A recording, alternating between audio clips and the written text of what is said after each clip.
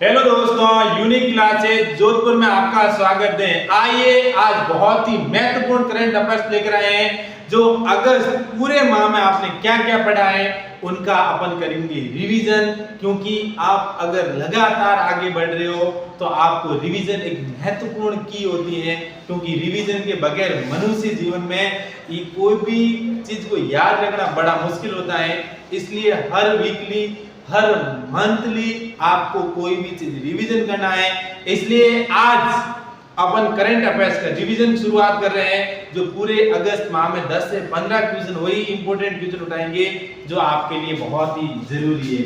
इसलिए आज का फर्स्ट क्वेश्चन क्या है? फर्स्ट क्वेश्चन, संघ लोक सेवा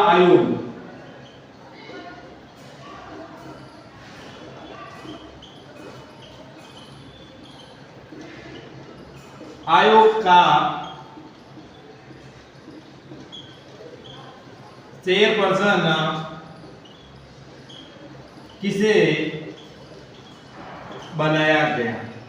यही बहुत ही महत्वपूर्ण है। जो हमारी यूपीएससी है, यूपीएससी के अध्यक्ष के तौर पर किसे नियुक्त किया गया है? जो हमारी संघ लोक सेवा आयोग है, जिनको शॉर्ट भाषा में कहते हैं यूपीएससी। और यूपीएससी की जो अध्यक्ष है वह अध्यक्ष किसे नियुक्त किया गया है? तो अध्यक्ष किया गया है प्रीति सूदन को। किसको बनाया गया है? प्रीति सूदन को यूपीएससी के अध्यक्ष बनाया गया है। इस बात को महत्वपूर्ण है क्योंकि इन्होंने किसका स्थान लिया है, ऐसा भी क्वेश्चन आ सकता है कि भाई इन्होंने स्थान किसका लिया है। तो इन्होंने स्थान लिया है वह है मनोज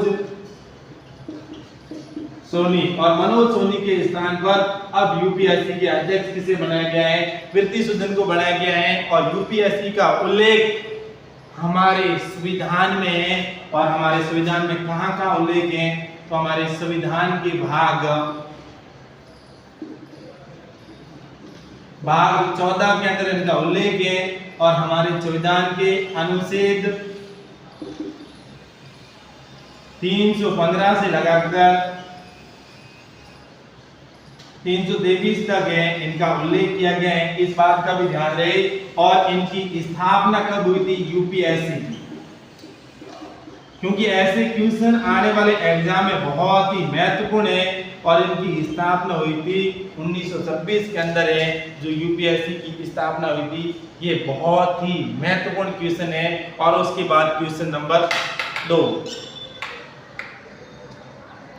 हाँ, उसके बाद हमारा क्वेश्चन नंबर 2 है, बहुत ही महत्वपूर्ण है। क्वेश्चन नंबर 2 क्या है कि तरंग शक्ति बहुराष्ट्रीय युद्धाभ्यास का आयोजन कहां पर किया जाएगा? जो तरंग शक्ति है बहुराष्ट्रीय युद्धाभ्यास है, इनके अंदर बहुत से देश भाग लेंगे।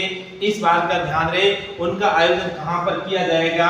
तो उनका आयोजन है जो भारत के तमिलनाडु के अंदर किया जाएगा फर्स्ट फेज के अंदर। और सेकंड फेज के अंदर इनका आयोजन है जो जोधपुर के अंदर किया जाएगा। इस बात का भी ध्यान रहे। और ये किस भारतीय सेना और अन्य देशों की सेना से संबंधित है? तो ये वायु सैनिक युद्ध अभ्यास है। इस बात का ध्यान रहे। और इनका आयोजन कब किया जाएगा? तो इनका आयोजन है जो 6 सितंबर से शुरू होगा और उसके बाद आगे भी बढ़ता रहेगा। इस बात का ध्यान रहे। और इसमें 51 देशों के भाग लेने की संभावना है। कितने देश? अमेरिका, रूस, बहुत सारे, जो ब्रिटेन, फ्रांस, इनके सारे बहुत सारे देश हैं जो इनको है बहुराष्ट्रीय युद्ध अभ्यास में भाग लेने की संभावना है। और उसके बाद भारत के ऐसे कौन कौन से लड़ाकू विमान है जो इसके अंदर भाग लेंगे? तो तेजस, जो हमारा जो स्वदेशी राष्ट्रीय जो तेजस जो स्वदेशी लड़ाकू विमान है वो भी भाग लेगा। उसके बाद मिराज है और राफेल है, प्रचंड है और रुद्र है। इस तरह से भारत की महाशक्ति इस युद्ध अभ्यास में भाग लेगी। इस बात का ध्यान रहे। उसके बाद क्वेश्चन नंबर 3। तो दोस्तों अगला क्वेश्चन क्या कहता है कि ऑब्जर्वेशन सैटेलाइट 8 जिनको शॉर्ट में कहते हैं EOS 8, किस अंतरिक्ष एजेंसी द्वारा लॉन्च किया गया? ये बहुत ही महत्वपूर्ण सैटेलाइट है और वो किस अंतरिक्ष एजेंसी के द्वारा है इनको लॉन्च किया गया? वो किया गया है इसरो के द्वारा। किसके द्वारा किया गया? इसरो के द्वारा। ये भारत की बहुत ही सार्वजनिक क्षेत्र की बहुत ही महत्वपूर्ण अंतरिक्ष एजेंसी है, इस बात का ध्यान रहे। और ये कहां से लॉन्च किया गया इस बात का भी ध्यान रहे। तो ये किया गया है श्री हरिकोटा, और श्री हरिकोटा कहां पर है? आंध्र प्रदेश में, भारत का एक समुद्री किनारे के पर ऊपर स्थित है श्री हरिकोटा, और वो आंध्र प्रदेश में। वहीं से ऑब्जर्वेशन सैटेलाइट है लॉन्च किया गया। इनका मुख्य काम है, उद्देश्य क्या है, ये क्यों लॉन्च किया गया, इनके पीछे क्या कारण है? तो इनका उद्देश्य है माइक्रो सैटेलाइट डिजाइन को और विकसित करना। जितने भी छोटे छोटे सैटेलाइट है उनकी जो डिजाइन होती है उनको और मजबूती देना और अपडेट करना, AI के आधार पर उनका विकास करना, ये उनका प्रथम उद्देश्य है। और इसरो की स्थापना कब हुई थी? तो वो हुई थी 15 अगस्त 1969 को है जो इसरो की स्थापना की गई थी। और इनका मुख्यालय कहाँ पर है? वह है बेंगलुरु के अंदर। और सबसे बड़ा क्वेश्चन आता है कि वर्तमान में इसरो के अध्यक्ष कौन है? तो वर्तमान में इसरो के अध्यक्ष हैं वह है एस सोमनाथ। तो उसके बाद हमारा क्वेश्चन नंबर 4 है, क्या कहता है कि हाल ही में भारत सरकार ने, किसने? भारत सरकार ने किसकी सहायता से, कि भारत सरकार है किसकी सहायता से नेशनल हाईवे कॉरिडोर बनाने की घोषणा की है कि हम इस प्रकार का हाईवे है जो विकसित करेंगे जिससे हमारे देश के उद्योगों को, हमारे देश को विकसित करने में बहुत ही मदद मिल सके। इनके लिए किसकी सहायता से? जो इको जो फ्रेंडली हाईवे बनाने की घोषणा की है तो इन्होंने की है विश्व बैंक की सहायता से। और विश्व बैंक क्या है, इनकी स्थापना कब हुई थी? तो विश्व बैंक की स्थापना हुई थी 1944 के अंदर, इस बात का भी ध्यान रहे। और उसके बाद इसका मुख्यालय कहां पर स्थित है? तो विश्व बैंक का मुख्यालय वाशिंगटन के अंदर। और इनकी वर्तमान में अध्यक्ष कौन है? वो है अजय बंगा है जो इनके अध्यक्ष हैं। और उसके बाद हमारी जो भारत सरकार है, मोदी सरकार है, वो नेशनल हाईवे तो विकसित कर रही है, कॉरिडोर बना रही है, बड़े बड़े हाईवे का निर्माण कर रही है, 8 लेन 6 लेन 10 लेन हाईवे का निर्माण कर रही है। लेकिन इनके करने का पीछे उद्देश्य क्या है? तो इनका उद्देश्य है जो सड़क हादसों को रोकना, कि हमारे देश के अंदर जितने भी सड़क हादसे हो रहे हैं उस सड़क हादसों को रोकना इनका प्रथम उद्देश्य है। और उसके बाद दूसरा है कि आज के समय के अंदर जो विकास के नाम पर पर्यावरण की जो बलि दी जा रही है, पेड़ों को बड़ी संख्या के अंदर जो काटा जा रहा है, उनको भी उनका संरक्षण करना, पर्यावरण का संरक्षण करना इनका प्रथम उद्देश्य है, इस बात का भी ध्यान रहे। और उसके बाद हमारा अगला क्वेश्चन क्या है? अगला क्वेश्चन देखो, क्योंकि ऐसे क्वेश्चन हमारे आने वाले एग्जाम के अंदर पूछने की बहुत ज्यादा संभावना है। और उसके बाद क्वेश्चन नंबर 5,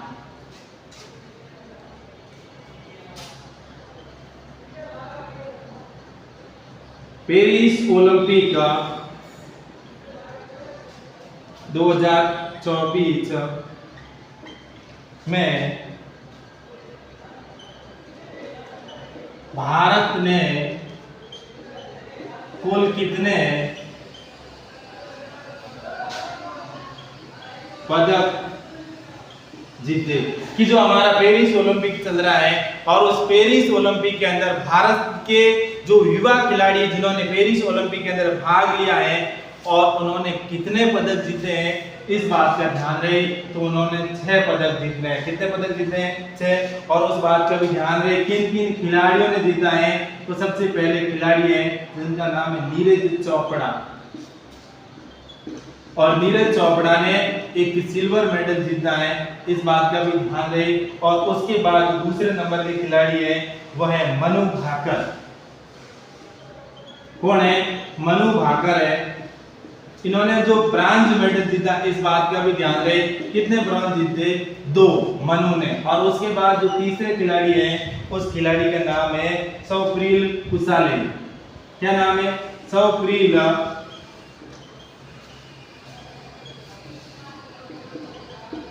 तो अप्रैल कुशल है। और इन्होंने कौन सा मेडल जीता है? तो इन्होंने भी ब्रॉन्ज मेडल जीता है, इस बात का ध्यान रहे। और उसके बाद जो और नंबर के खिलाड़ी है वह है सरबजोत सिंह है, और सरबजोत सिंह ने ब्रॉन्ज मेडल जीता है।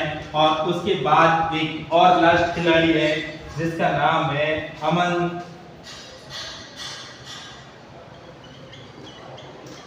अमन सहरावत है, और इन्होंने भी भारत की सरकार के लिए इन्होंने मेडल जीता है, इस बात का ध्यान रहे। और भारत की ओर से टोटल कितने खिलाड़ी भाग लिए हैं, कितने खिलाड़ियों ने भाग लिया? तो टोटल 117 खिलाड़ियों ने भाग लिया था भारत की ओर से, और इनमें से इन्होंने केवल 6 पदक जीते हैं। और प्रथम स्थान पर कौन सा देश रहा? तो प्रथम स्थान पर इस बात का भी ध्यान रहे कि प्रथम स्थान पर देश रहा वो रहा अमेरिका। कौन सा देश रहा? अमेरिका। सेकंड स्थान पर कौन सा देश रहा? वो रहा चाइना। और ये बहुत ही महत्वपूर्ण क्वेश्चन है कि भारतीय पुरुष क्रिकेट टीम के गेंदबाज कोच किसे बनाया गया? तो भारतीय जो पुरुष क्रिकेट टीम है उनमें गेंदबाजों में सुधार करने के लिए गेंदबाज कोच है तो किसे बनाया गया, इस बात का ध्यान रहे। तो वो है मॉरन मार्केल है। जो मॉरन मार्केल है उनको भारतीय पुरुष जो क्रिकेट है उनके गेंदबाज कोच के रूप में नियुक्त किया गया। और उसके बाद हमारे 3 क्वेश्चन है जो बहुत ही महत्वपूर्ण है। क्या है कि भारतीय क्रिकेट पुरुष टीम के मुख्य कोच कौन है? जो भारतीय क्रिकेट टीम है जिन्होंने हाल ही के अंदर आईसीसी T20 वर्ल्ड कप जीता है, तो उनको गाइड करने वाले कौन है? आगे भी हमारी बड़ी उपलब्धि रहे इसलिए उन्होंने मुख्य कोच कौन है? वह है गौतम गंभीर, जिनको हाल ही में कुछ दिन पहले है जो बनाया गया है, इस बात का भी ध्यान रहे। और उसके बाद भारतीय महिला क्रिकेट टीम के मुख्य कोच कौन है? जो महिलाओं के क्रिकेट को बढ़ावा देने के लिए, महिलाओं में और क्रिकेट को इम्प्रूवमेंट करने के लिए और नए नए खिलाड़ियों का निर्माण करने के लिए, और उनका नाम है अमोल मजूमदार। कौन है? अमोल मजूमदार है। ऑल इंडिया फुटबॉल फेडरेशन, कभी कभी ऐसा भी आता है जो हमारी फुटबॉल टीम है उनका पूरा नाम क्या है? बहुत सारी एग्जाम के अंदर उनका आता है, क्या आता है? इंडिया ऑल फुटबॉल फेडरेशन या फेडरेशन फुटबॉल ऑफ इंडिया, इस प्रकार से भी क्वेश्चन आते हैं, इस बात का ध्यान रहे। तो इनका पूरा नाम है ऑल इंडिया फुटबॉल फेडरेशन के मुख्य कोच कौन है? तो वो है मनोलो मार्केज है जो इनके मुख्य कोच हैं। ये बहुत ही महत्वपूर्ण क्वेश्चन है, इस बात का ध्यान रहे। और उसके बाद हमारा